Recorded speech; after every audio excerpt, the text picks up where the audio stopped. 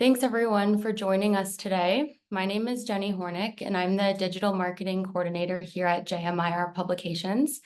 I'm very excited to welcome you to today's webinar with JMIR AI, which is a peer-reviewed journal focused on research and applications for health AI community.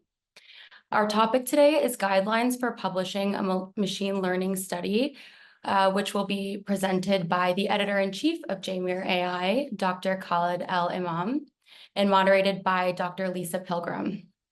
So before I pass things over to Dr. Pilgram to introduce our presenter, let's cover a few housekeeping items.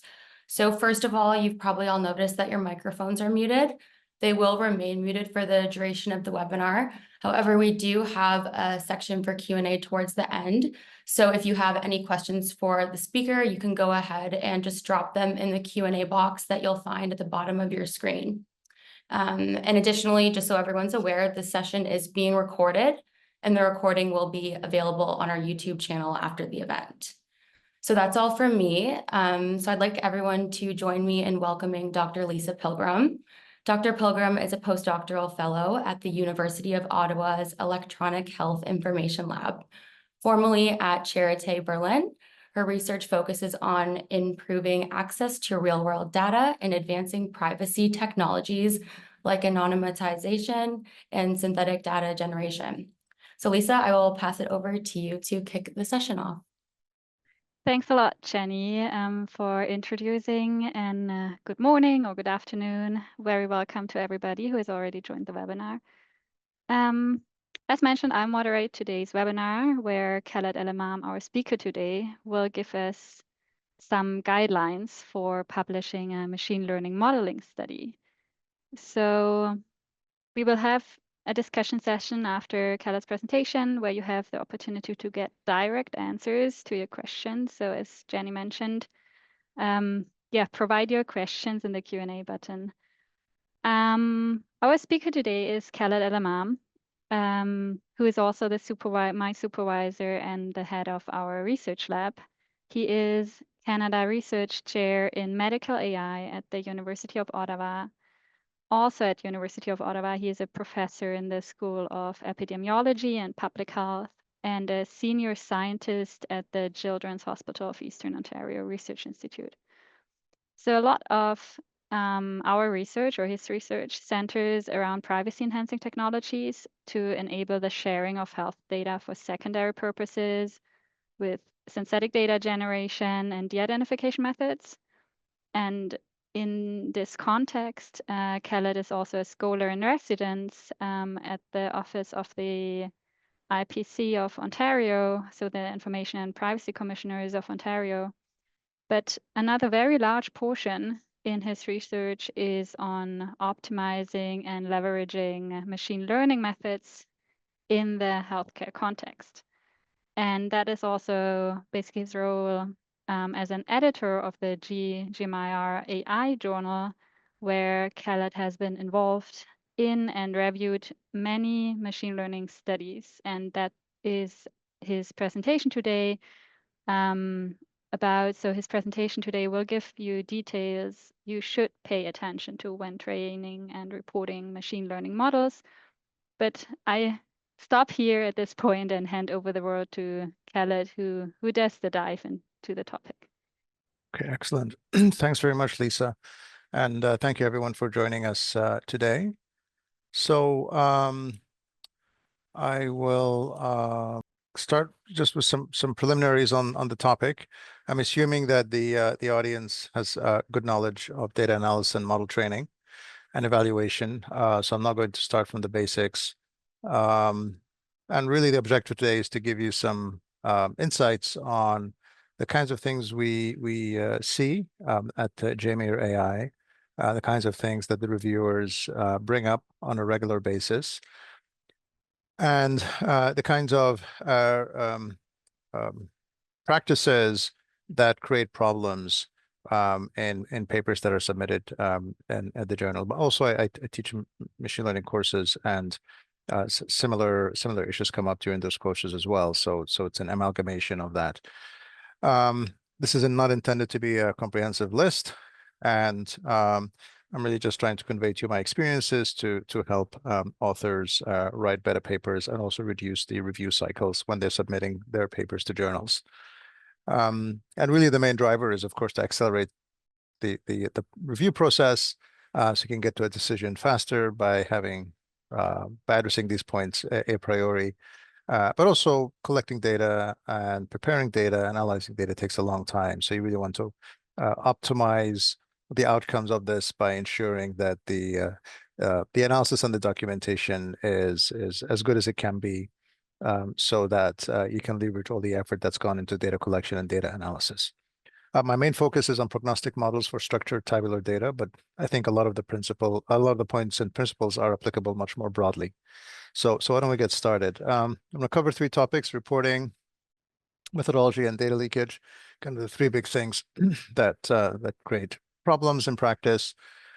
I'll be quite quick on reporting because there's good documentation on that, and then maybe spend a bit more time on the methodology and the data leakage sections of the material. There's a lot to cover, so that's another reason why I'm going to be quite succinct in my coverage of how to report machine learning studies. So the first thing I would strongly recommend is to follow reporting guidelines. Reporting guidelines ensure that all the points that a reviewer and a reader would be looking for are addressed. It also improves the reproducibility of the work. If an article is missing key information, then that will more often than not add another review cycle when you're sending the paper to a journal. So it's much more time efficient for everyone to ensure that all the elements are reported from the outset. This is the reporting guidelines that has been recommended for JMIR for this type of study, for prognostic tabular machine learning studies. And really these are very pragmatic guidelines. So the checklist is very pragmatic. It covers the types of issues that most analysts and most authors should be able to cover today. It's not an idealistic checklist, but these are things you should be able to do today and address in the types of studies that are being conducted in contemporary research. So there are a number of items in this document that, and there's a checklist at the end of the paper that, again, I would strongly recommend you complete the checklist and include it as supplementary material when you're submitting your paper, so that reviewers and readers can see where specific items have been addressed. But I'll go through some of the points in this checklist quickly because I don't want to dwell too much on the reporting side. The first thing that we sometimes see is authors don't actually explain where the data sets came from, which is a bit surprising. So kind of very basic thing: describe where the data came from, which institutions or repositories the data came from, the dates data was collected, how data was collected, any data collection criteria such as index dates or anchor dates for determining when patients enter the data set or leave the data set, and then of course information about where the data sets can be accessed. Some very basic stuff that has to be included. And then the other thing, again, basic stuff, ethics reviews. It's really critical to include information about ethics reviews. It's unfortunately not always documented. But I think the key thing is if the authors argue that no ethics review is required, you have to justify that. Explain why in this particular jurisdiction ethics review was not required, or your IRB or REB has deemed that no review is required. Therefore, this has to be stated and justified if that's the case. Not saying anything or just making a statement that RB is not required is not going to be sufficient in most cases, and will just result in more iterations. And then 2 other really important things, again, quickly: not reporting missingness. We see that all the time. If you have a data set, report the missingness in the data set for every variable, because that helps users understand some aspects of data quality and the characteristics of the data. Typically, this is included in table 1, and and this also helps the reader understand the analysis that was done. And if complete case analysis was done, that has to be reported as well. This is really important because some machine learning algorithm implementations do not deal with missingness. So almost by default, there'll be complete case analysis done, but some do. So, so this is important to understand to interpret the results. And if complete case analysis is performed, then the reduction in your ends has to be reported. So again, just basic things. And the last one is documenting the hyperparameters. We oftentimes see that when hyperparameter tuning, the final set of hyperparameters are not reported. So again, you should report all the final hyperparameters after hyperparameter tuning. And if hyperparameter tuning is done, then the optimization algorithm that was used and the criterion that was used for optimization, such as a log loss or the AUC or something else. So that's important to document. And if no hyperparameter tuning is done, then that has to be justified. Generally, it's strongly recommended to tune your models. We see submissions where no tuning is done, and if that's not done, a strong case has to be made that no hyperparameter tuning was done, but at least it has to be documented. Tuning doesn't always improve the models. It depends on the characteristics of the data, the complexity of the data, and the algorithms you're talking about, but trying it and see if it makes a difference is always recommended. Okay, so that's the end of reporting. I'm going to go now and spend a bit more time on some general methodological issues that come up with the reporting and submission of research on prognostic machine learning models. So one thing we see in articles that are submitted is the dropping observations. So for example, there'll be the analyst will start with a data set of 200,000 observations, and then they'll do the study on 5,000 of them. So there's a large number of observations that have been dropped, and this has to be explained. Just dropping a large number of observations is alarming and raises a lot of questions. So so whenever that's the case, the inclusion-exclusion criteria for the cases has to be clearly documented in the by the authors. The lack of this information and the significant reduction in observations is an immediate cause for concern and raises questions about the validity of the analysis. So inclusion-exclusion criteria can address that quite well. And as precisely as possible, inclusion-exclusion criteria for the cases, observations included in an analysis. The other important thing that we often run up against is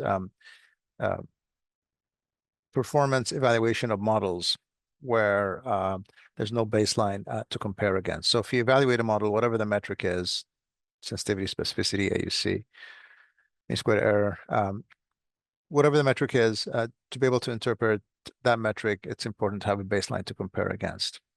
So typical baselines would be something like results from a simpler model, for example, logistic regression model, review literature where previous studies were done, and a summary of the performance of these types of models from previous studies in different settings.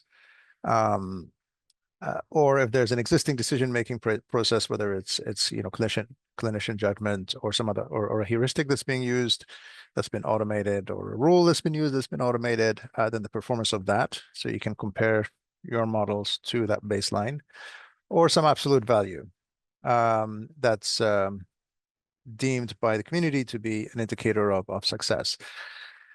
I would strongly recommend 1, 2, or 3, having a more meaningful baseline to compare against for this particular data set.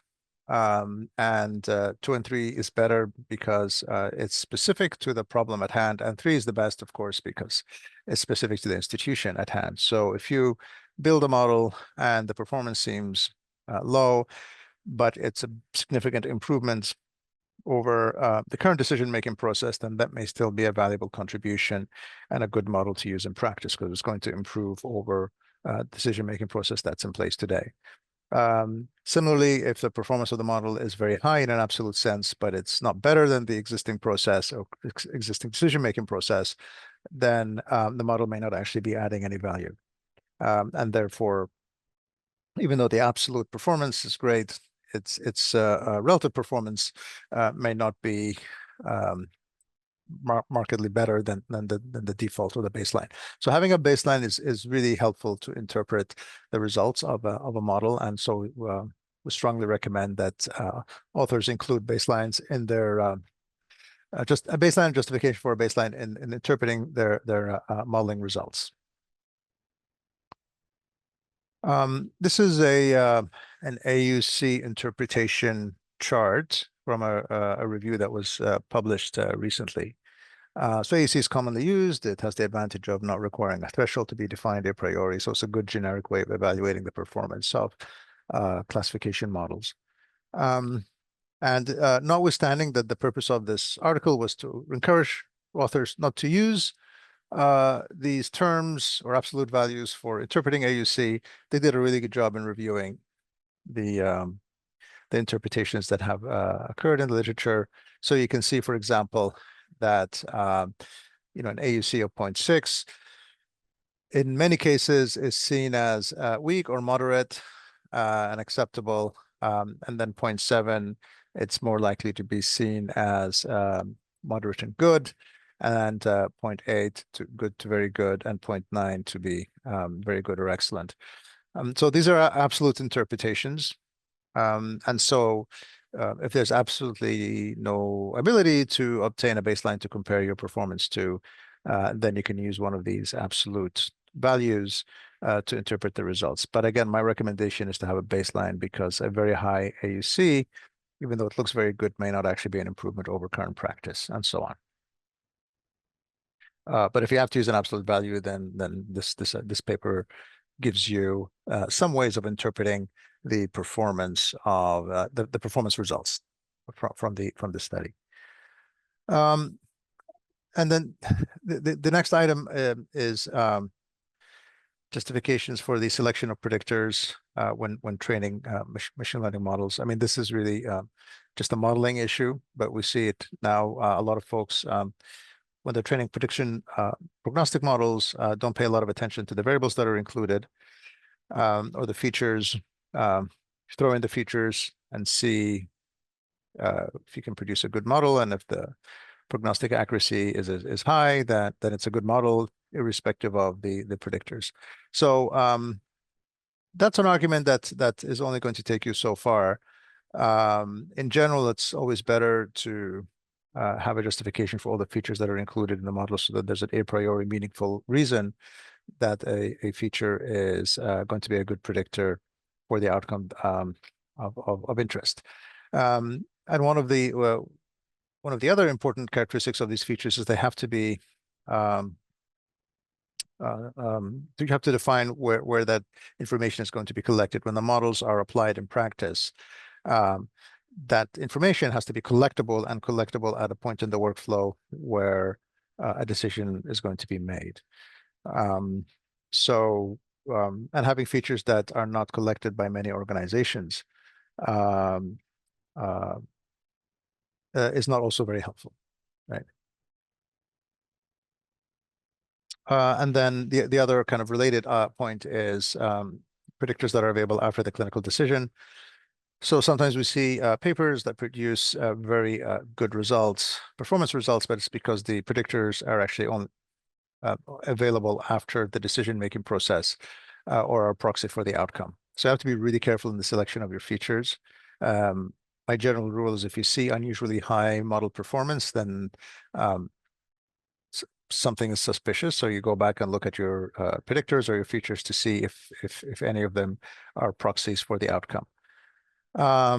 And of course, you want them to be available before the decision is made. So again, we're not building models just for the sake of building models. The objective of training models is then that these will be deployed in practice and used for actual decision making.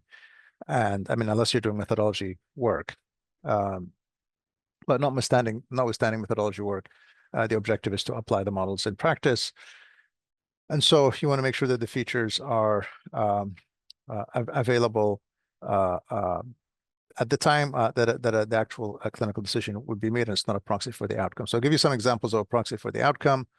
In this case, this was I'm going to give examples from our work, so I'm not picking on any particular papers. But in this case, we're building a model and a prescription, and the model was great. It was remarkably good. And then when after examination of the features that were included in the model, we found that a prescription was made during the visit, but the administration required a subsequent visit, and the model was predicting subsequent visits within 12 months. So of course, if a prescription was made, the subsequent visit was almost assured, and of course, that the existence of that prescription during the visit was the most important or strongest predictor. So in this case, prescription was a proxy for the outcome, because it essentially indicated that with high certainty that another visit was coming. When you remove that variable, then the performance of the model went down because the proxy was taken out. And then metrics that are available after the outcome occurs. So this was another analysis where we're looking at length of stay and from a hospital discharge database. And when the total charges were included, the prediction of length of stay was very, very good. But when you took total charges, it was not good. In addition, for total charges being proxy for length of stay, it's also not available for prediction when a patient is admitted. So these are two examples of, we throw all the data in and try to build a model that predicts, and we were able to train really, really good models. But at the end of the day, the most predictive features were found to be either proxies or simply not available at the time a decision is made. So all predictors have to be defined very clearly and justified, and also indicate where in the clinical workflow those metrics would be available, so that there's an understanding of that information will be available at the point of decision making. So the other point, something we see, is discretization of outcomes. So dichotomization is typical, where you have a continuous outcome is dichotomized. Ideally, you'd have a clinical reason for the choice of the cutoff values, between low and high. I know it's often used, the median is often used as a discretization cutoff or threshold. And again, I'm going to put methodology research on the side, because there are other reasons why methodology work you may want to do that.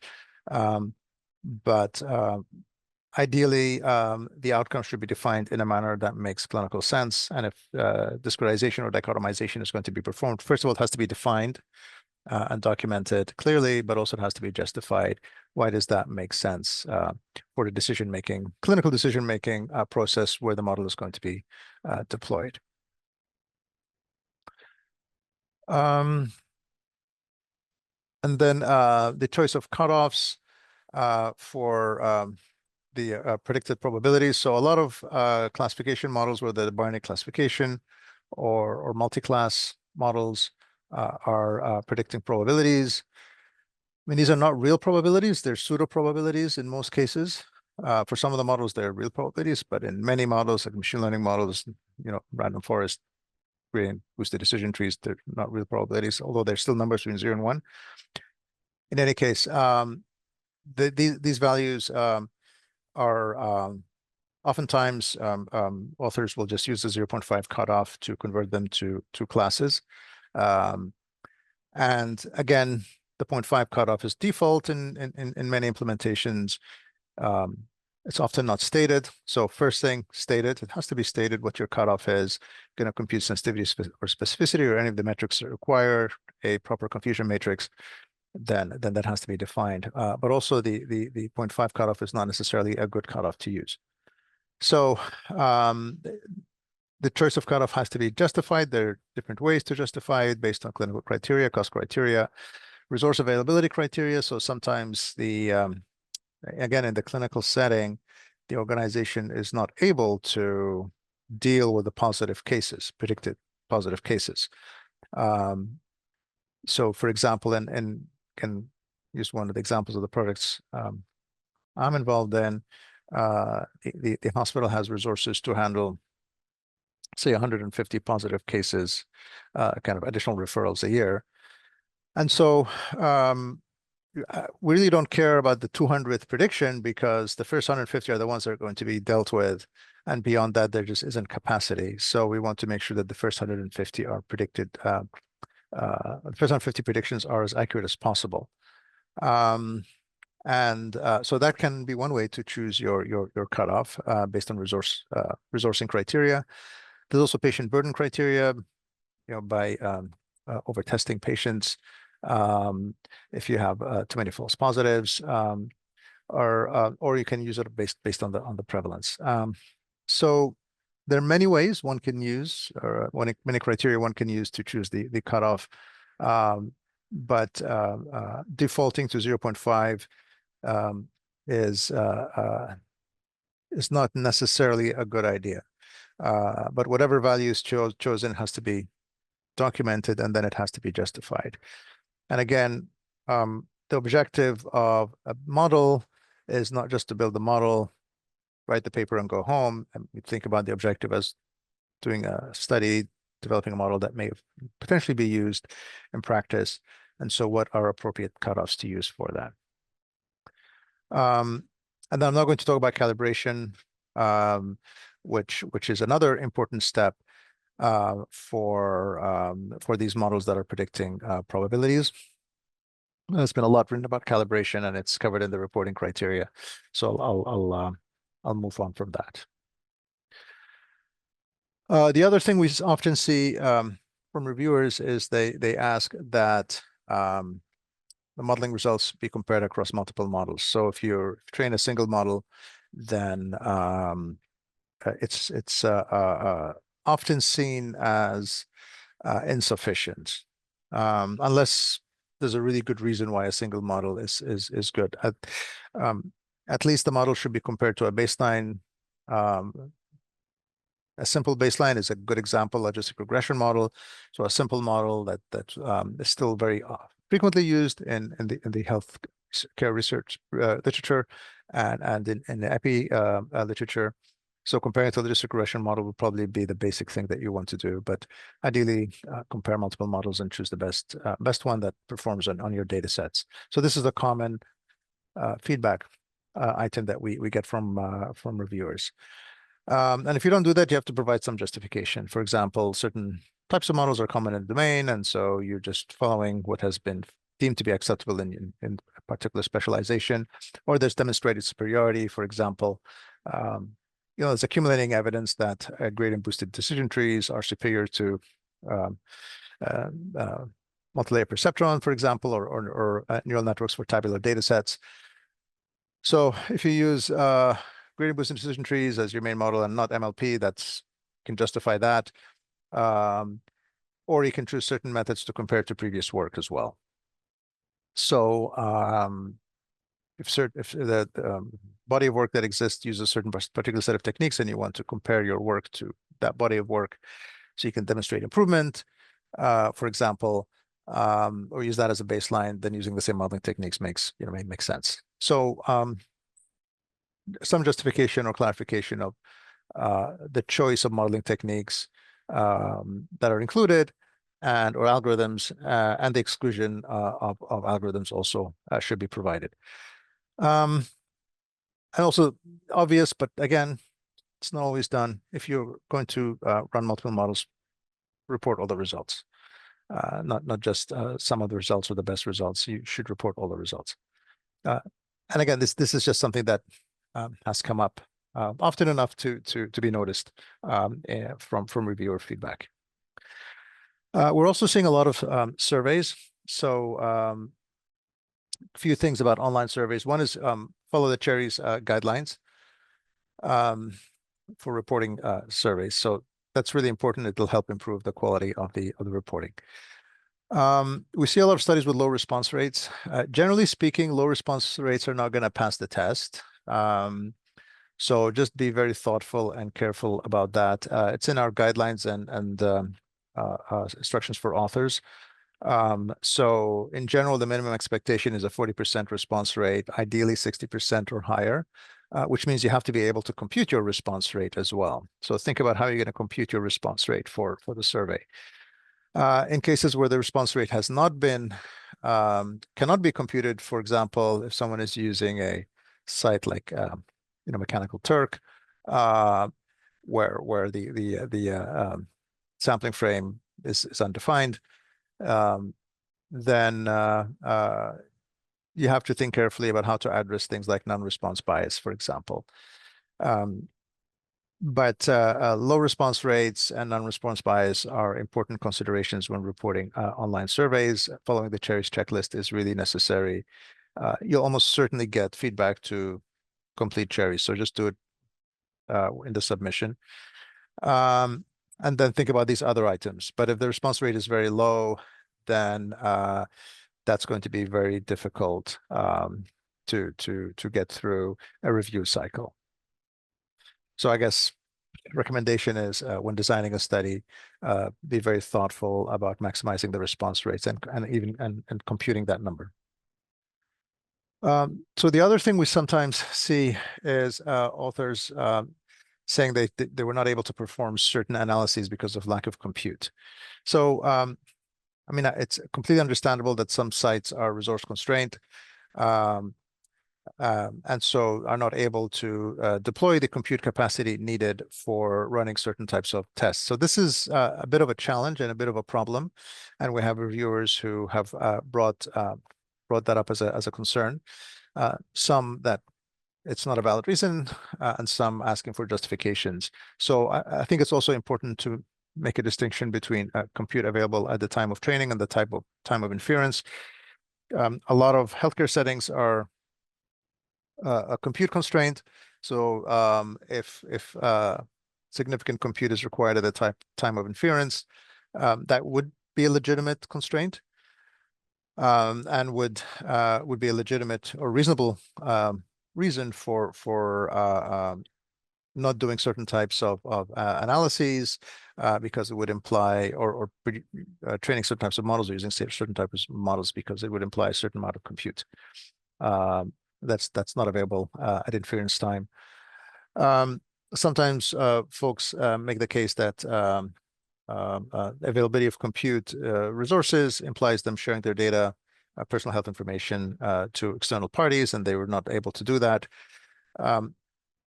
So that's, again, a reasonable explanation, but some explanation has to be provided, and justifications if compute is used as a reason, as a constraint. It's not a very strong constraint. I'd say it's a weak argument, but in some cases it's a legitimate one, and can shape. I mean, reality is reality, and not every organization will have the computational capacity to do very large studies, but justifications are needed because it's something that's now coming up more often by reviewers, and as a constraint brought up by authors.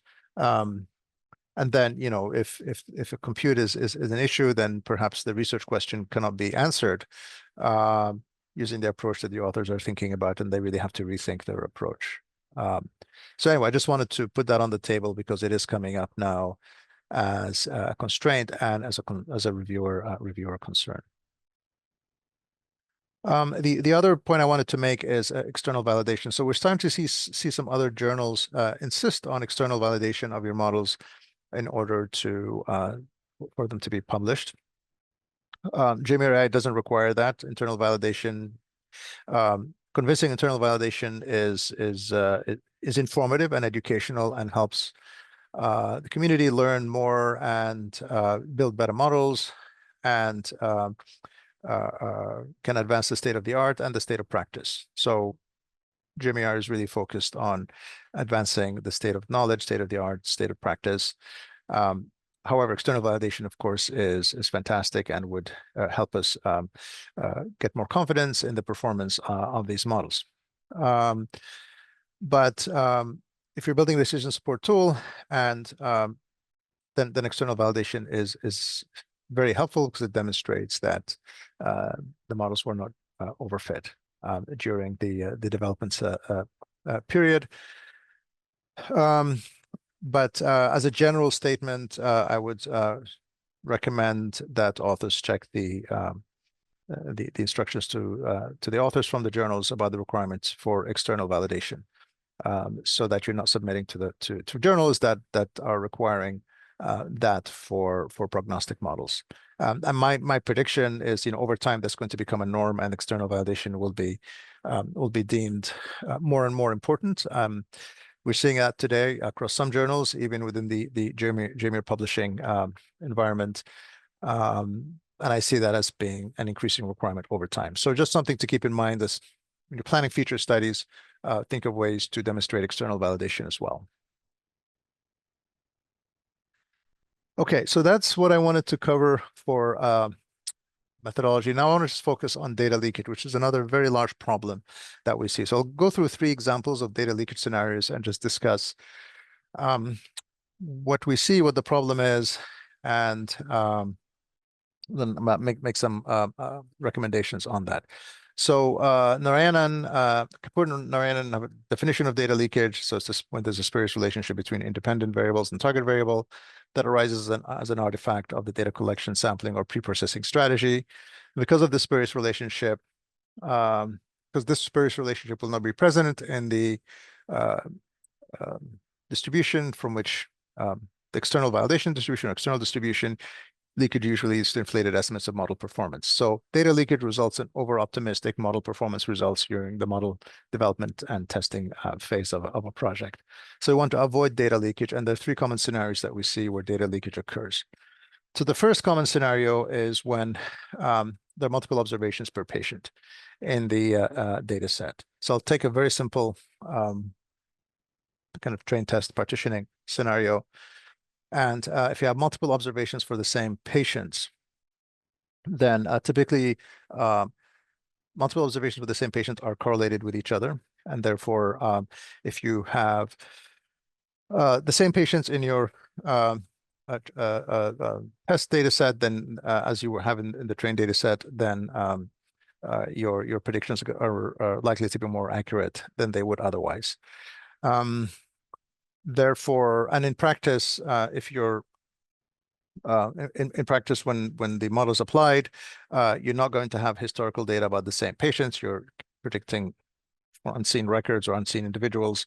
So the performance of the model in the development phase would not be representative of the performance when it's deployed in practice. In those cases, we see model performance that's really good. Accuracies or AUCs that are 0.9 and above. And then, of course, when you deal with the multiple patients in the training data set, that becomes much lower. So the approach would have to be remove the multiple observations per patient from your training data set as a first step, and then do your partitioning. And this can be done in multiple ways. Maybe take the last observation for the patient or average observations per patient, but there has to be a single record per patient. Now, of course, if you're training a longitudinal model, that's a different story. If you are, for example, training an LSTM model and trying to model the events over time, then you'll have multiple events per patient. So that makes a lot of sense. So here I'm just talking about tabular data, where you have a single observation per patient and your single record per patient. You can represent longitudinal information if the number of events is fixed. Say you have 10 events, say clinical trial, 10 visits, you have 10 events and they have 10 columns, that's fine, but you still have a single observation per patient. And that way you will not run into the very obvious data leakage problem of having the same patient appear multiple times in your training data set. So that's scenario number 1 of data leakage.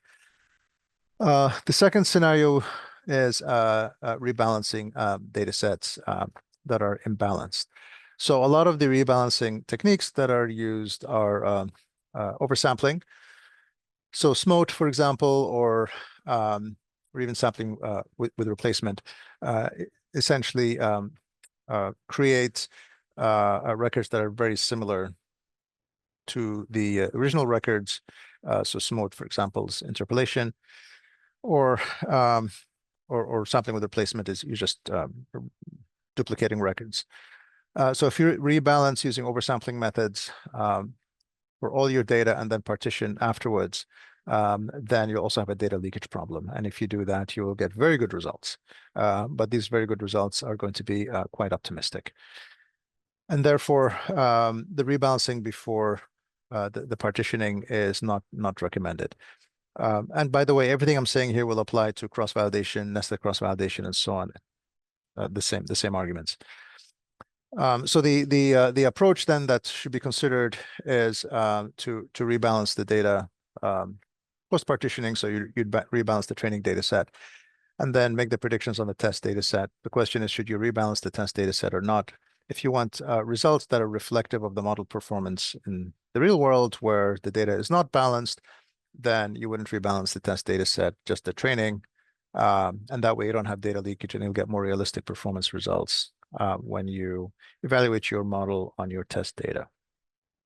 So again, how rebalancing is done is an important consideration so that the results do not have data leakage problems, which can, of course, invalidate the findings, basically, because then all the results are going to be optimistic. And then the third scenario of data leakage is imputation. So what we again see is all data comes in, and then an imputation model is trained. So let's say mice kind of train multiple chained equations, and then that model is used to impute all the data, and then partitioning is performed afterwards. So the problem there is that the model is trained on the test data, which is then used to impute the training data. So again, you have a data leakage problem, and when you do that, your model performance will be very good. I mean, it depends on how much missingness you have, but because you're essentially including test information in your training data set, and then you're going back and predicting that test information.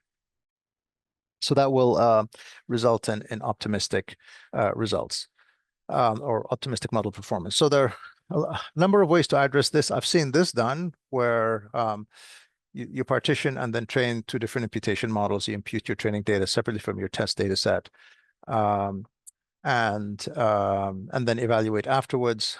I would say this is not necessary. An alternative approach is to create an imputation model from your training data set and then impute both your training and test data set. The reason this gives you reasonable results is the imputation model can also be used to impute the external validation data. So if you're applying the model in practice and you have missingness in say in the clinical setting, then you can use the imputation model to impute missing values. This imputation model here, that's trained here, to impute missing values in your real world data, in your validation data, external validation data, and therefore what you're doing here in this phase is essentially mimicking what you would do in the deployment phase. And that way you'll also get realistic results about the model performance when it's trained, when it's applied on unseen data sets.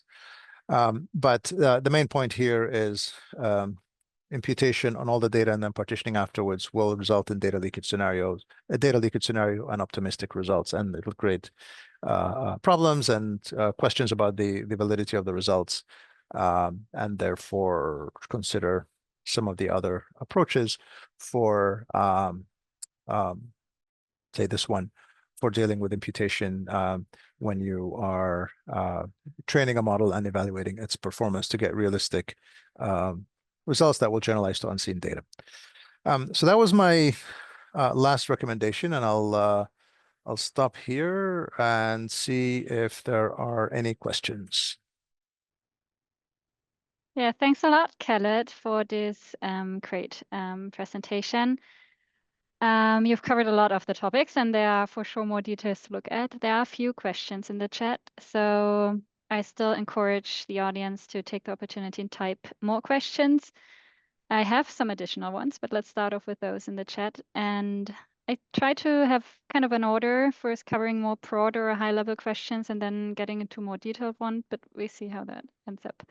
So we have one question that is about competing or complementary guidelines. So Khaled, how does your checklist compare to other guidelines? For example, the Tripod AI. And maybe for those listeners who do not know Tripod AI, it's a guideline that was initially published by Colin et al. In 2015 and updated this year to Tripod AI. But back to the question, so more general, the Equator network lists 7 different consensus standards for reporting machine learning. And are these more competing or complementary? When to use which ones? Yeah, actually, that's a very good question. There are two answers. First, our consolidated guidelines came, well, three answers. Consolidated guidance came before Tripod AI was published. So they've been put out before, and so nobody knew when Tripod AI was going to come out. So we published ours, and happened to be before. I think the second point is these guidelines are a consolidation of 17 high quality existing guidelines that were already published. So they incorporate the items that met our exclusion criteria up to that point. And we did a quality assessment, and 17 were deemed to be high quality. So the problem, let me explain to you the driver for these guidelines. We were actually looking for guidelines to use, and we realized there were so many guidelines published on good reporting practices for machine learning models, and we needed one that captured the best practices so we can actually recommend it to our authors, to our students, to our trainees, and so on. So we consolidated the reporting guidelines at that point into a single one that arguably reflects a much bigger consensus across a much larger and more heterogeneous community than any one of them. The third point I will make is we were very deliberate in being very pragmatic in the development of these guidelines. So we wanted to include things that we knew our authors would be able to meet and complete today. They're not aspirational. They're not things that we want the community to move to in the future, but rather things we really knew and expect folks to be able to implement today. There's no reason they shouldn't be able to address all of these criteria right away. So I'd argue they're quite pragmatic. They're based on a very large consensus that consolidates 17 existing guidelines, and they're also on Equator. So it's so that's why I think they're good guidelines to follow. It doesn't mean you can't follow or use other ones, but I think for our purposes, these present good consensus guidelines that are very pragmatic. Okay, thanks, Khaled, for this response. And maybe to add on for the audience, for each item in the guidelines, there's also a comparison to other guidelines in the initial publication in 2023, and I highly recommend looking at these tables. Also, I think this should answer the questions about the suitability of other guidelines. Also a question, Khaled, for you on guidelines. The question is if there is, or if you know, a specific guideline for unsupervised learning, such as clustering, or if your guideline somehow also applies. So situations where data is not labeled. I think, I mean, there's a lot of good content there about documenting your data, documenting the modeling that are not specific to supervised learning. So I think there's still good recommendations there for ensuring that there's sufficient material in the reports to enable better reviews and reproducibility, but they're not geared towards unsupervised learning. Are there any guidelines for unsupervised learning? I don't know of any, but it doesn't mean that one won't come out tomorrow. It's a lot of activity in this space. And so I would say look at Equator. If it's not there, then maybe a new project for someone to take on. Okay. Another question is about your thoughts on not publishing all results due to commercialization, that's a hard word for me, potential or trade secret. Sorry, can you? Yeah, when you're not publishing your results because of if you want to commercialize it or because of trade secret. So I'll interpret the question as if there are results that cannot be included in the paper because of trade secrets and commercialization imperatives. I mean, look, if you're not going to include information in the paper, then don't publish the paper. Like it doesn't make sense to try to publish a paper that doesn't have information. So you have to include sufficient information to publish it. You know, if you want a marketing leaflet, that's a different exercise. It's not, you don't send it to a scientific journal. However, I mean, I've spun off companies. I've published research that's been, done by a company and that's been commercialized before. And the strategy has been to apply for a provisional patents, get a date, and then publish once a date has been secured. And that way, the results are still patentable in most jurisdictions around the world and protectable. And then you're able to publish the information and make it available to the community with IP protection. That is usually a sensible approach, and it provides protection for the company, for the investors as well. And it allows you to disseminate the work to a broader audience, get feedback, and it's effectively a form of marketing as well, in the sense that end users in the scientific community will see the work you're doing and may be interested in the products that are being commercialized. So I don't accept the argument that it's commercial and therefore we're not going to give you enough details in the paper. I don't think that's a good argument. Okay, thanks, Khaled. I hope I got the question right. Otherwise, just type in a more precise or try to outline it and phrase it another way.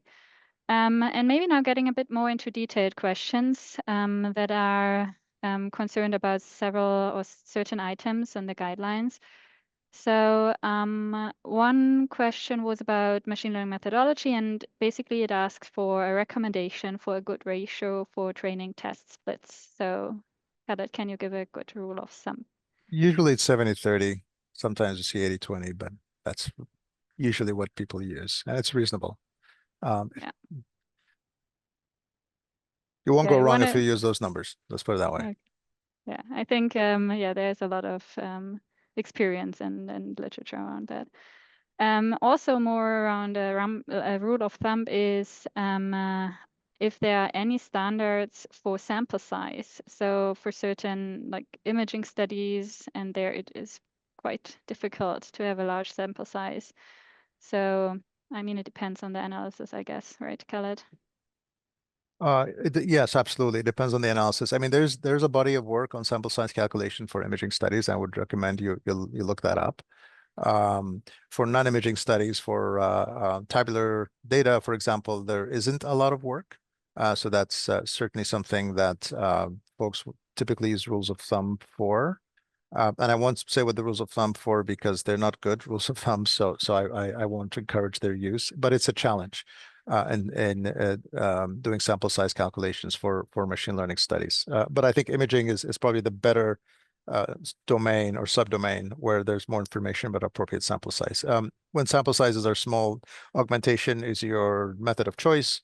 Again, in the imaging community, there's been a lot of experience with augmentation and established methods for augmentation. And then we're starting to see that being applied for the tabular data or structured data world. And it's been applied in time series as well, but in structured data world as well, using synthetic data generation methods to augment that type of data to deal with the small data problem. It's not a complete or perfect solution, because if your data set is too small, then you're kind of more difficult situation, but augmentation can certainly help. Okay, thanks for these recommendations, Khaled. And we have one question that asks whether or if somebody just uses a very popular model, such, for example, a random forest, is it still necessary to select a baseline model or baseline models to compare against? I think you need to interpret the results. And so if you use random forest and get a very good result, is that normal for that type of data in that domain, in that specialty, etc.?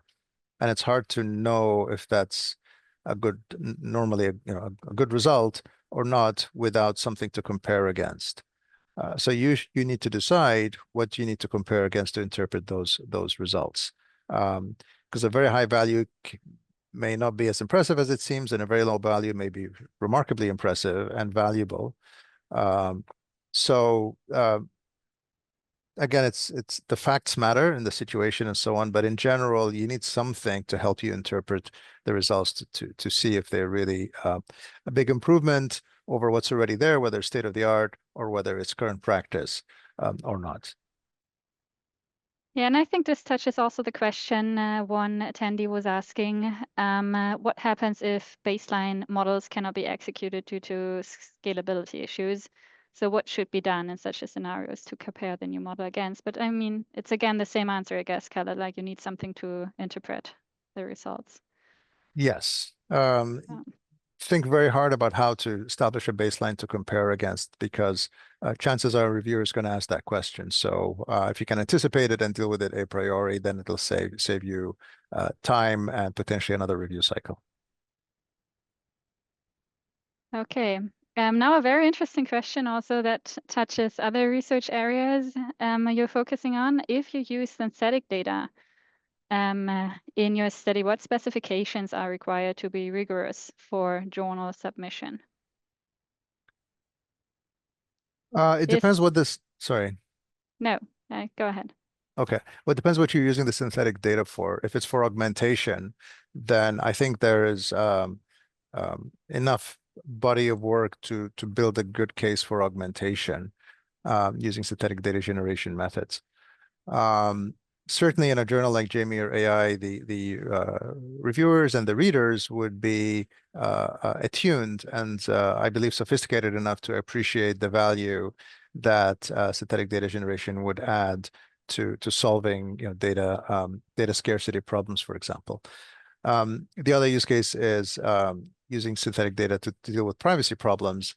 And I think that, and so to enable data sharing. So we're starting to see authors create synthetic data sets as a way of open data or sharing their data so that others can replicate their studies.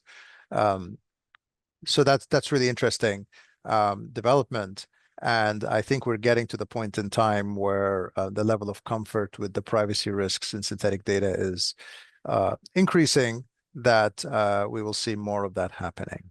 In terms of what specifications, again, it depends. Like for augmentation, it's really an empirical question. For privacy, it depends on your jurisdiction and what laws govern the data that you're collecting. But at the end of the day, you need to have appropriate privacy metrics to demonstrate the risks are below some predefined thresholds. Yeah, I mean, there's a lot to cover in synthetic data as well, but I think we're already almost running out of time. So I leave it here, and we covered a lot of questions in the discussion. And thanks again, Khaled, for giving us such a detailed and helpful guidance. From my side, I just want to say thank you to all of you for attending and also trying to properly train and report machine learning in healthcare. But I hand it over to you, Jenny, for the closing remarks. And maybe you could also comment on the questions about the sharing of the notes and session transcripts. Thank you. Yeah, thanks, Lisa. And thanks everyone for joining us today. And special thank you to Dr. Khaled El Emam for the insightful presentation. And of course to Dr. Lisa Pilgram for moderating the session. I hope everyone found it valuable and informative. I know I did. So as a reminder, we are going to be publishing this recording on our YouTube channel. And we'll also be sending the recording to everyone over email. And if you have any other questions at all or just general feedback about the session, don't hesitate to reach out. We always appreciate hearing what everyone thought. And of course, be sure to follow JMIR AI and JMIR Publications on social media to stay informed about upcoming events and publications. So that's all from me. And thanks everyone for being here today. And we'll look forward to seeing you at our next webinar.